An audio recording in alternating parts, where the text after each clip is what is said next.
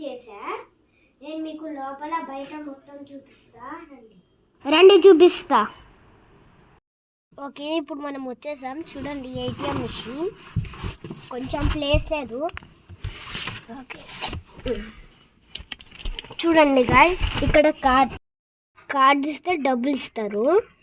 Okay, ఇప్పుడు మనం బయటికి వెళ్ళిపోదాం. మీకు బయటికి చూపించాలి. ఇక్కడ కార్డ్స్ కనిపిస్తున్నాయా మీకు?